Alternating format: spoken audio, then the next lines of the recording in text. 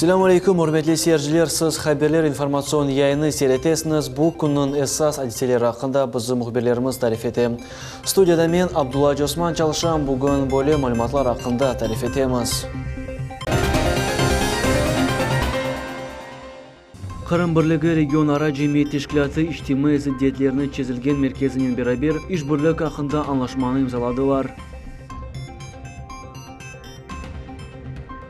Bugün Kırım'ın bütün regionlarında her yıllık iş takdim etken yarmarka olup geçti.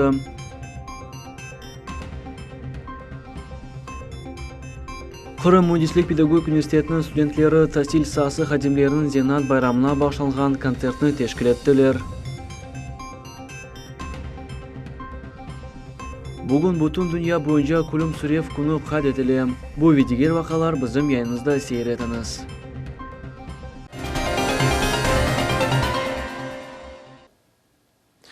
Bugün devlet başı 64 yaşını toldurdu. Vladimir Putin oktyabr 7 günü resmi merasimlerini planlaştırmadı. Prezidentinin matbuat katibi Dmitry Peskov'un bildirgenine göre, memleketin lideri bu bayramını soy soplarının kaydedecek.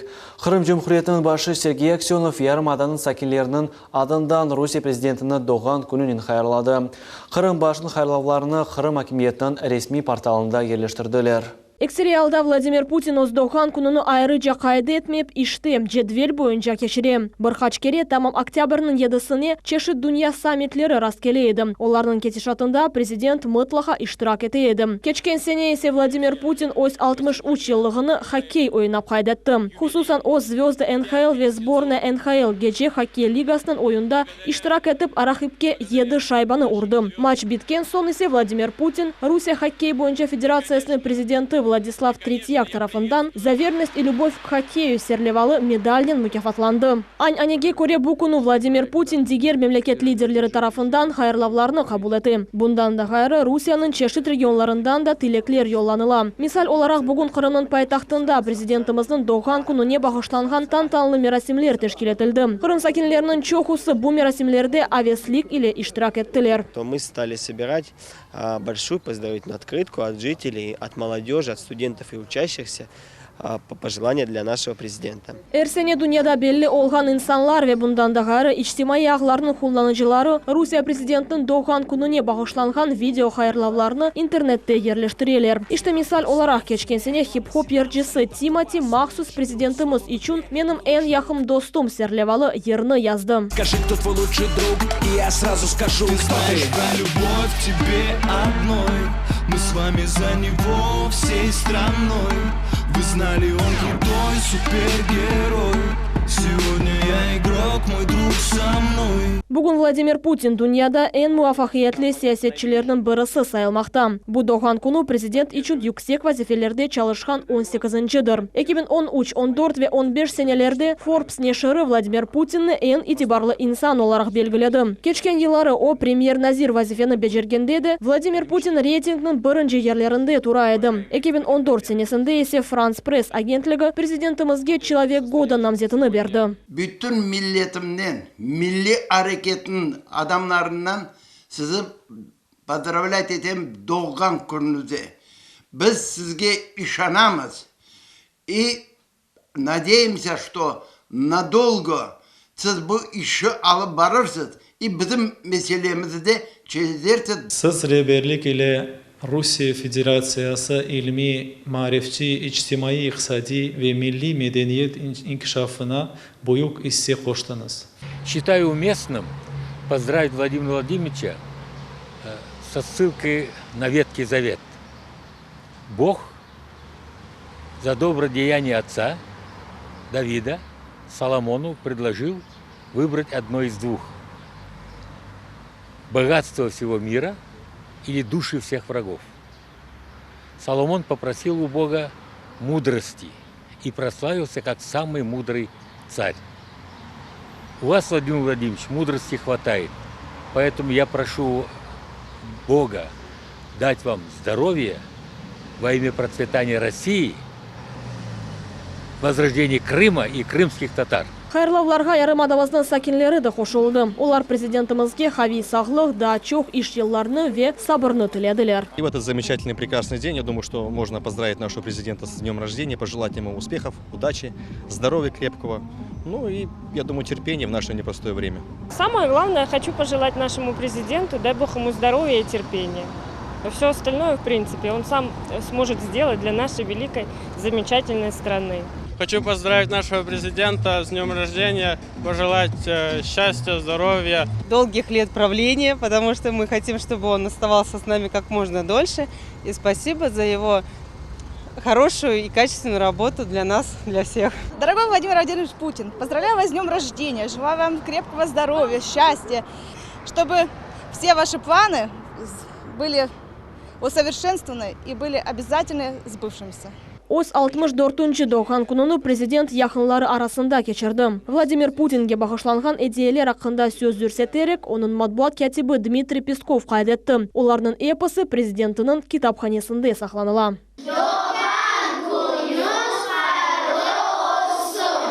Левиза Сидбилялова, Сабрия Халиляева, Алимек Айбуллаева, Ибраим Ганиев, Умир Мустафаев. Миллет үчүн. 7-нче чагырынын Devlet Duma bugun ilk iş toplашуыны өткерді. Кечкен топлашуы тешкілі еді. Иш кетишатында 36 канун лейхасы бақып чықылды. Олар арасында нефақатчыларға 5000 рубль миқдарында бір керелік ярдым бережек ақында канун лейхасы қабыл етілді. Бұл параларны нефақатчылардың эпосы 2017 сенесі январ айында әлде етмек кереклер. Күн тертібінің да бір суалы айдавчыларының жазасына bağışlandı. Депутатлар теклиф еттілер ки жүремелерден қайыры базыларын айдавчы ақында весіқаларını алмақтыр. Келечек чершембе күні Дума келечек 3 жылға бюджет саясетini бақып çıkacak.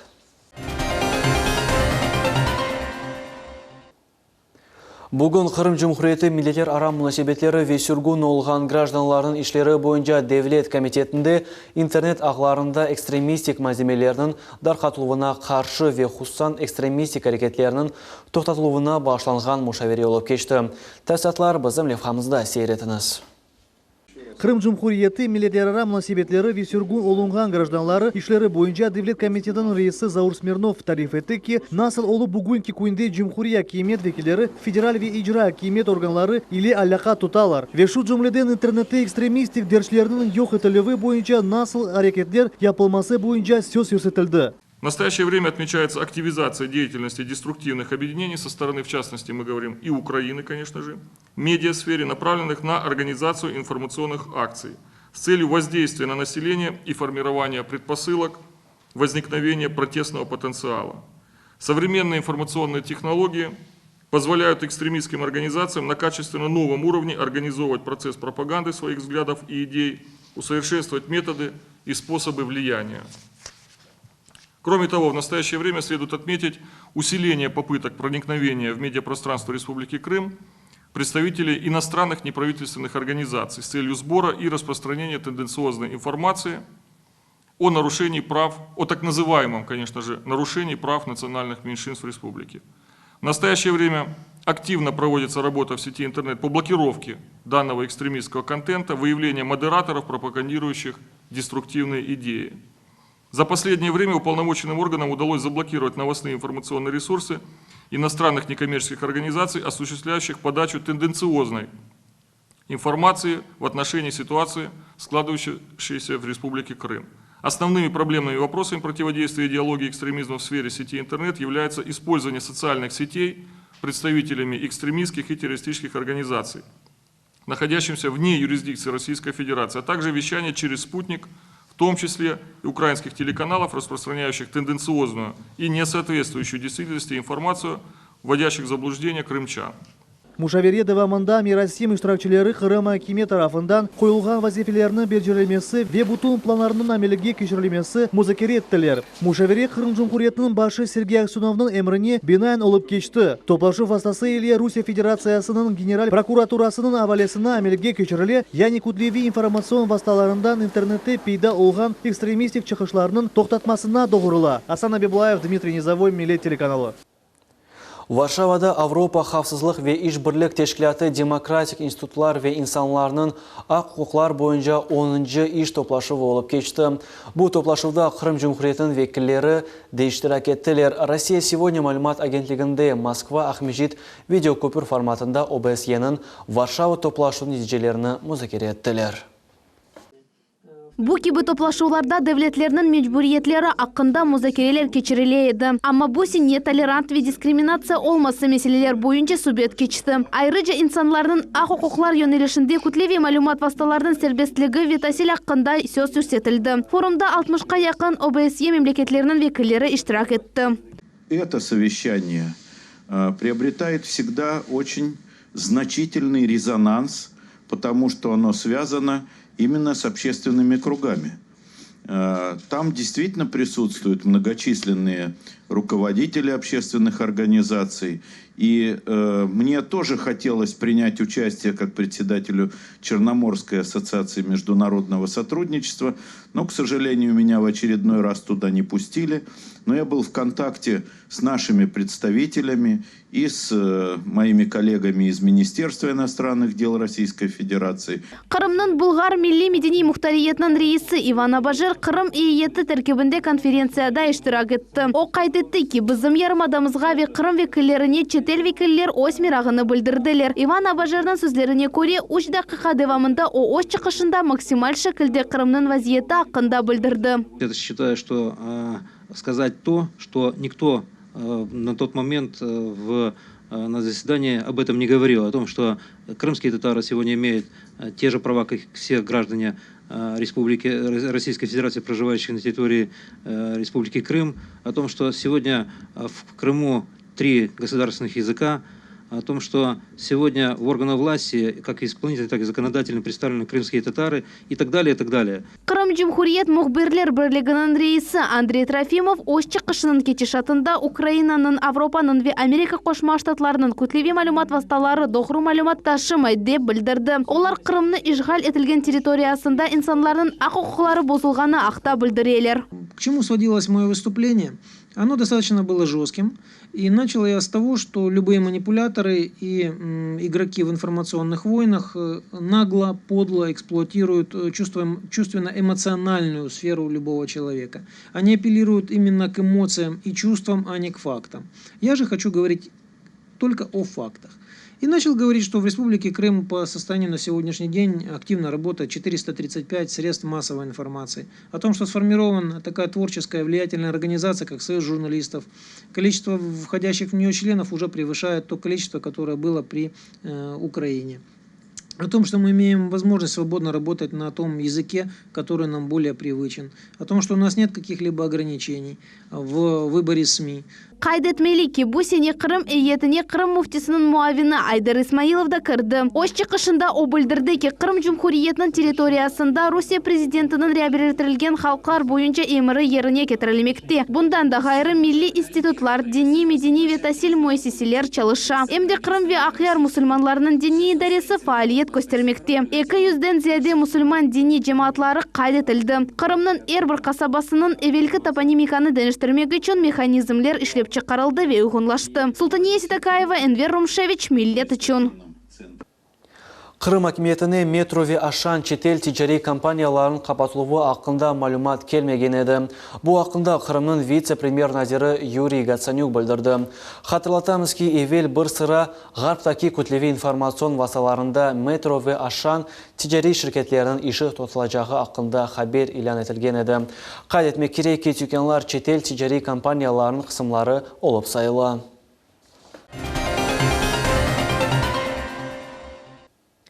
Қырым бірлігі регион ара жеме тешкілаты ичтимай зиддетлеріні чезілген мерkezinin берабер іш бірлік ақында анлашманы имзаладылар. Бұл анлашма Қырым татар халқының ақ құқларыны қорчаламаға ярдымчы olur, дей анлашма тарафлары. Бұл анлашма миллетлер ве конфессиялар арасында олған зиддетлеріні ухухи, хабер, талил ве башқа ресурслары ярдымы еле чезecek. Іш бірлік ақында анлашманың тешебісче оларақ регион ара жемиет Қырым бірлігі тешкілаты олды. В каждом народе есть свои проблемы, есть свои конфликты, есть свои недопонимания. Но только сообща, услышав друг друга, мы можем решать наши общие проблемы. Это советоваться, это друг друга слышать, понимать, обмениваться на сегодняшний день неким опытом. Да. Мы с вами понимаем, что мы только 2 года живем в составе Российской Федерации, и, понятное дело, мы всех законодательных актов знать не можем. И мы не можем на сегодняшний день в полном объеме пользоваться теми законами, которые на сегодняшний день существуют в Российской Федерации. А такие организации, такие подписания таких меморандумов о сотрудничестве облегчают нам путь в нашей работе, в первую очередь для крымстарского народа. Мезкур анлашма чешит түрлі зидиетлерінің чезілмесіне сілтем olur.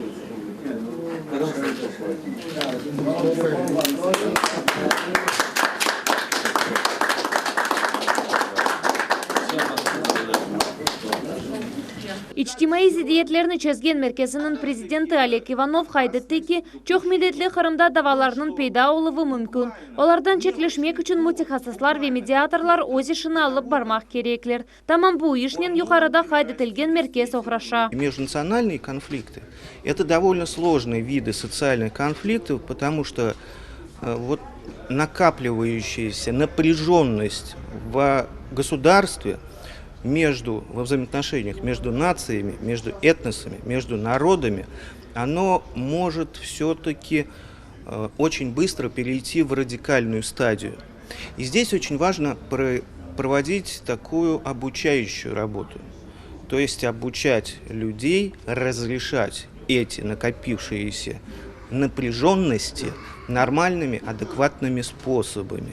Anlaşmanın imzalığı cemiyetimizde milletler ara münasebetlerinin inkişafına ve ilerlemesine yardım edecek. Bundan da gayrı çeşit milletler arasında saygı muhitini peketecek. Safiye Şukurova, Akim Bekirov, millet için. Bugün Kırım'ın bütün regionlarında yıllık iş takdim etken yarmarka olup geçti. Ahmejit'te iş bergen insanlar 13.000 vakansiya takdim etildi. Olan arasında okuf iş yerler vakansiyalar oldu. Tasatlıca bizim Nebedekelev hamızda. İş vakansiya yarmarkası Adetuzre Lenina meydanında olup geçti. Mında üniversitet, kollej ve teknikumlar takdim edildi. Olar öz okuf usulları hakkında hikaye ettiler. Onların arasında Kırım Mühendislik Pedagogika Üniversitetinin vekilleri de var. Ярмарка вакансий – это мероприятие взаимовыгодное. Тут, с одной стороны, мы предоставляем информацию, касающуюся приема следующего года, а с другой стороны, наши старшие курсы бакалавриата и магистратуры общаются с работодателями, ищут возможные места трудоустройства. Bunun beraber Kırım sakinlerine çeşit zanaat boyunca işlerini teklif ettiler. Нам нужен врач-статистик, врач-эпидемиолог, педиатр, рабочий по ремонту, плотник. По заработной плате у нас идут оклады и также стимулирующие выплаты. Öz işini vakansiya yarmarkası saat 12'de başladı. Hepsi istekenler teşkil olungan çadırlarga barıp, meraklandırgan sollerini bere bildiler. Bu merasimde bazı insanlar özlerine iş taptılar. Ama bazıları öyle de talaplarına gelişken vakansiyanı seçip olamadılar. Подобрать я не знаю, но присмотрел. Все они много чего обещают. Но у них надо работать и смотреть. Ну и зарплата средняя, не такой, не минимальная, а средний хотя бы уровень, чтобы можно было одеться, покушать, одеть детей и жену. Только пришел, еще ничего не увидел такого. Ну, я думаю, что сейчас найдется интересно. В сфере экономиста, бухгалтер. Bu yarmarkada 100'den ziyade iş bergen adamlar tek Kırım'dan değil de Krasnodar vilayetinden de var edi. Kırım sakinlerine 13.000 vakansiya takdim edildi. Kırım Cumhuriyeti'nin Nazirler Şura reis muavini Alla Pashkunova'nın kaydetkenine göre bugün Kırım'da kuruculuk sahasının işleri популярdır. Очень востребованы сейчас специальности строительные. Мы видим, что сейчас идут определенные положительные процессы в экономике. У нас много строится нового, больниц, школ, у нас строится Керченский мост, у нас строятся тепловые электростанции. И все это требует специалистов, поэтому эти специальности очень востребованы, потому что за предыдущие 20 лет, к сожалению, профобразованию не уделялось внимания, и сейчас это сказывается. Bu tedbir devamında Kırım'ın ihtisasi okuf idareleri okretken zenatları boyunca master-klasslar geçirdiler. Kırım'ın ehalisinin meşguli işleri boyunca merkezinin müdiri Sergey Bradovski'nin bildirgenine göre bugün 1000'e yakın insan özüne iş taptı. Bunun beraber bu yerde çeşit işlerini sakatlarga da teklif ettiler. На сегодняшний день у нас 810 вакантных рабочих мест для людей с инвалидностью. Это сверх той квоты, которую предприятия самостоятельно квартируют и принимают на работу людей с инвалидностью. Сейчас особое внимание уделяется этому вопросу. Действительно постараться каждому человеку, у которого есть инвалидность, с условием того, что какие у него есть ограничения в программе реабилитации и абилитации, подобрать ему действительно подходящую работу.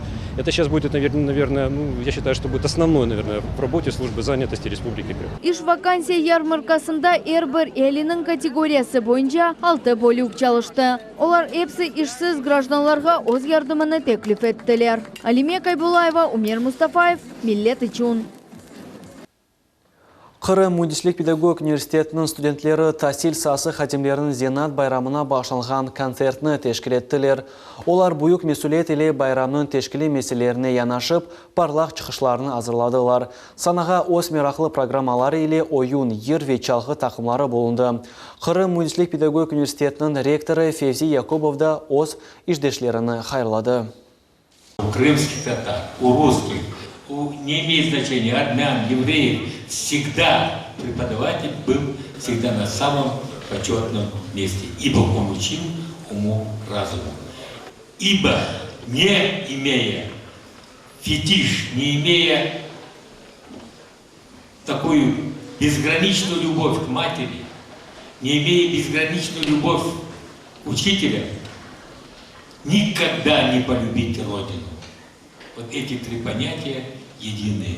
Я поздравляю вас с Днем работников образования, с Днем учителя, вот с Днем тех мудрых людей, у которых мы учимся жизни. Спасибо вам большое. Бақчасарайдаки тарихи медени ве атиқият музей қорықта чебер елі ұсталар серлевалы фестиваль олып кешті. Байрам Дервиза байрамына бағышланып, Қырым татар ұсталарыны топлады. Тедбір кетішатыны Мавиле Эйюбіле. Бүгін Қырымның көзел көшелерінден бірі Бақчасарайда Хансарайда Қырым татар халқының медениеті жанланды. Көргеніңіз кебі, бұнда олған әрбір ұста Қырым татар халқының медениеті озгүн, везенген олғанını нумайыштып келмектелер.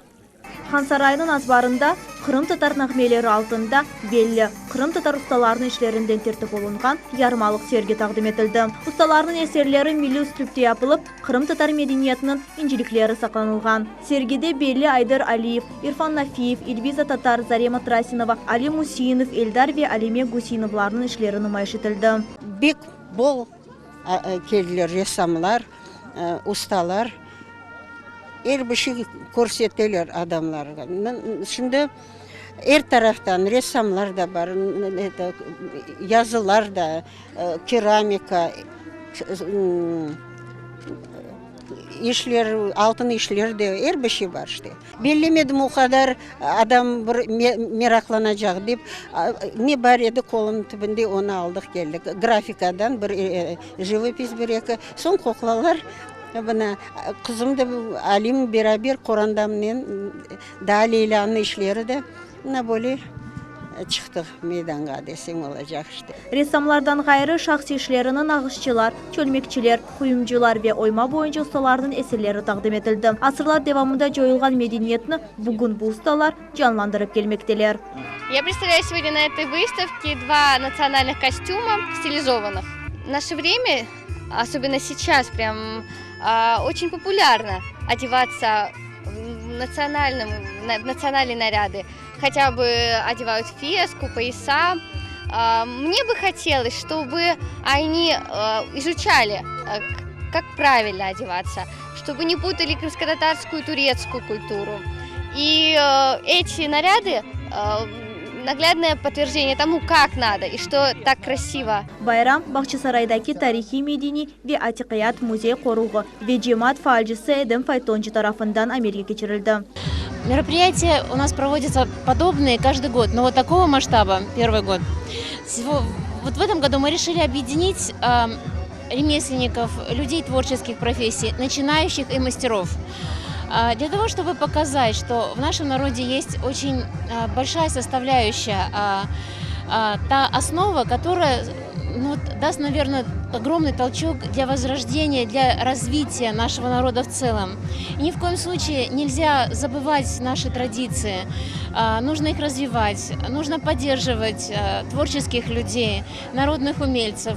Надо поддерживать развитие народных ремесел. Кетбір мұсафірлері бөлікібі фестивальлер қиметлі де мұйым олғанын қайдеттілер. Олардың fikirlerine көре фестиваль мұсафірлеріні бай, Крым татар медениетіне яқынжа таныш етмеге сілтен бері. Мы сегодня с вами находимся в потрясающе, изумительно красивом месте, а самое ценное и главное, что это место святое для каждого крымского татарина.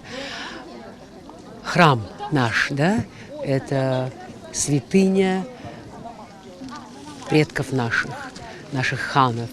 И находясь среди потрясающих работ, которые нас окружают, талантливейших людей, наверное, это избранные люди нашего народа, и в этом чудесном месте рождаются такие работы изумительные. Я надеюсь, что эти выставки и эти мероприятия, они будут продолжаться. Тедбір девамында Крым Мундислик педагогика университетінің студентлері милли урбаларны тақдим еттілер. Байрам Мераклы Вешен концерт программасы ile екіленді. Эдебиет халқы ер ансамблі ве Авдет ойын ансамблерінің чықышлары концерт программаны яраштырдылар. Мобиле Игупедем Исмаилов миллет үшін.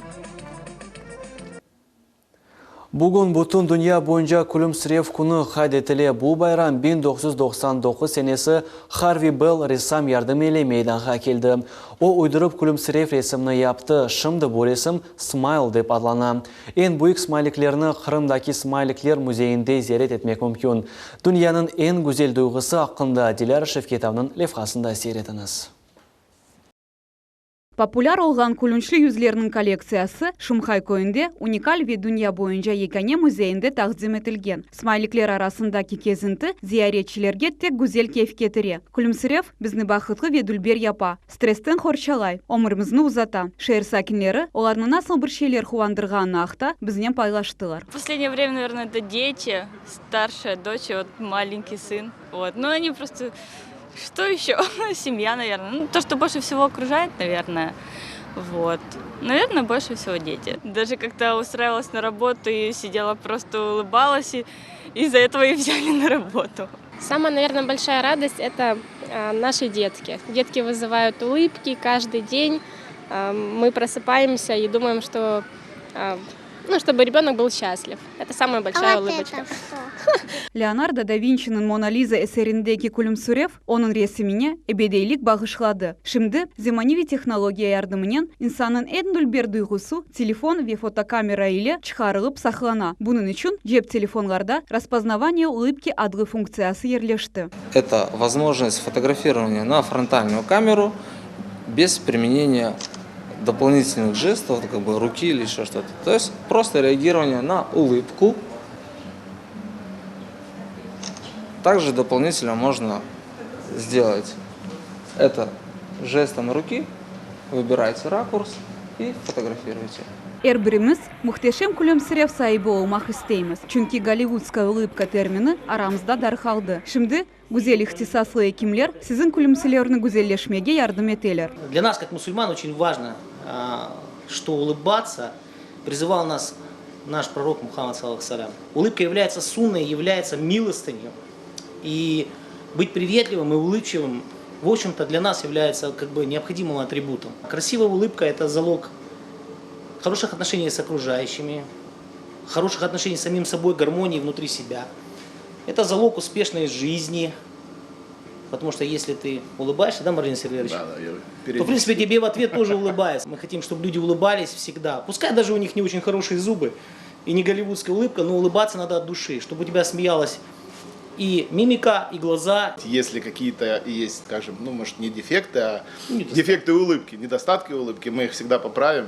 Да. Всегда научим правильно улыбаться. И самое главное, научим быть открытыми людьми. Потому что улыбка – это общение. Нам приходит с болью, но уходит с улыбкой. Это прекрасно. Надо, чтобы все это делали, не только стоматологи. Yüzlerinize daima kulku olsun. Çünkü tebessüm bizni yaraştıra. Dilara Şevketova, Hasan Zivadinov, millet için. Шымдылық болған мәліматларымыз әді мен сізге ейі ақшамлар тілейім. Келеятқан ратлық күлеріні қорынталарыңыз иле бераберлікте шен мүйте кечірмеге Аллах насип етсін. Көршмек үздіре сақлының қалыңыз.